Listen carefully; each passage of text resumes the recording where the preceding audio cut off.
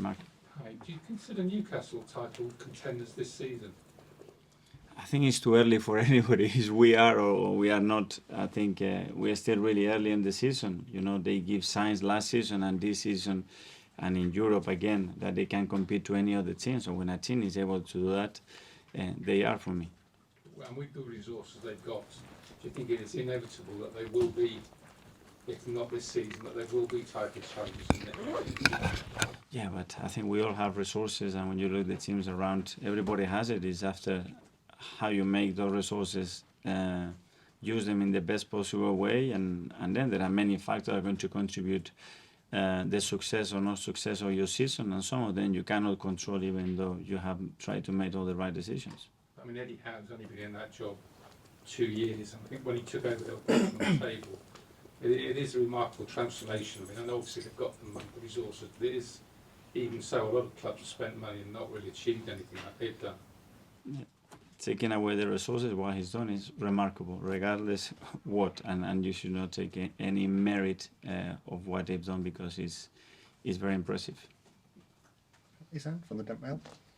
As a young manager in the league, in terms of just generally across the Premier League, what do you think are the main key factors to succeeding with limited experience as a manager in this league? Have the best players. Simple as that. For sure. You have the best players, gives you the best chance, and then creating an incredible environment around them. Yeah. After there are many factors, but having the best players for 10 months available with good spirit and a lot of confidence, that gives you a big chance. Recently, you've had Tomiyasu, who's obviously he's done really well last few months. The crowd have really got behind him. Well, what have you made of his performances, and how crucial could he be as a squad player this season? Well, we expect from him, and the moment that he has some stability and availability is high, is a player that is going to give so much to the team. He's got different qualities to any other player, and really pleased with him. You've had a number of players that have signed long-term contracts in the past year or so. What are the reasons why so many players are happy to commit their future to Arsenal during this period?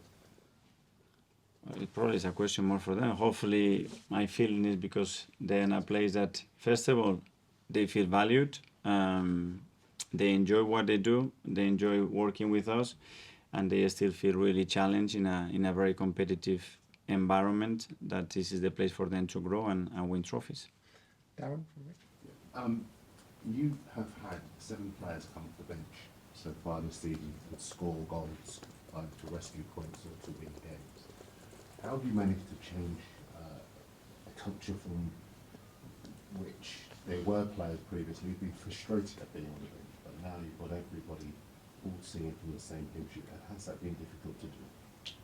I think there are 2 main factors. One is when we went from 3 to 5 subs, obviously that gives managers a lot of ability to change as well the course of the game. And then obviously the extended time that we are playing now, the 100 minutes, over 100 minutes that we are playing, when you are getting sub on the 70th, you're almost playing half an hour, you know, and that's a lot, was 1/3 of the game.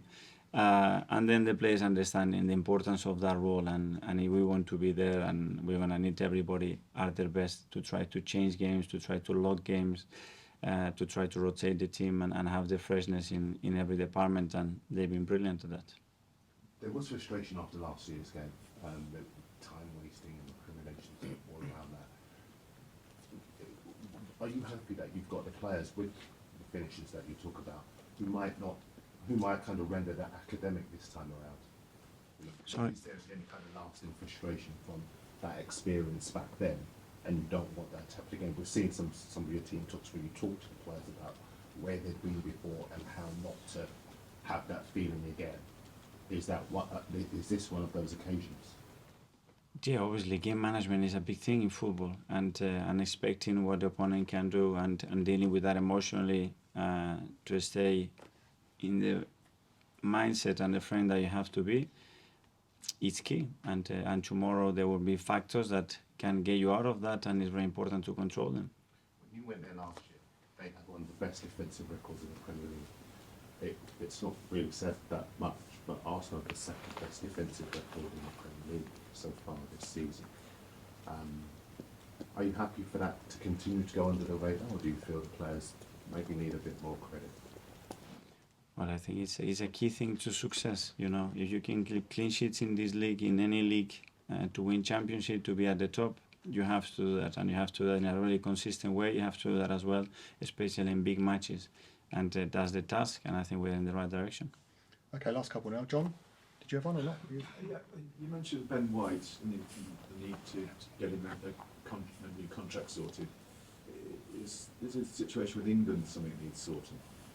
Would that be a part of the jigsaw as well? I know that's not something for me to get involved in. But is that something that you feel the player himself needs a top player at a top club? It seems strange he's not on the Does he have the ability? Yes, and then it's a conversation for them to have. But you're not involved in that at all? No. Would you prefer if he didn't play because he wouldn't be going away? What I want is that player feels happy and player represent his club and his country in the most possible way. Okay, finally we'll go to Hamza from the Times. Good morning, Cal. Hi. Just to build on what was just mentioned, in the 0-0 draw last season, do you think that your team has improved on dealing with frustration, for example, when the ball is out of play and with time wasting and stuff like that? Do you think you've made gains? We are so used to a lot of things that we as well do. You know that every team try to use the tactics and manage the game in the right way for themselves, and it's not something new, and we try to get better at everything for sure, and tomorrow this will be something very minimal within the course of the game, I think. And have you, in today's training session, have you planned anything in particular to make sure that the ball is sped up, that you're on the ball quicker, and then you can make sure that restarts aren't delayed? If we have to practice something today for tomorrow, I think we are late. Okay, everyone. Thanks very much. Cheers. Good luck. Thank you. Thank you, Mikel. Bye. Thanks for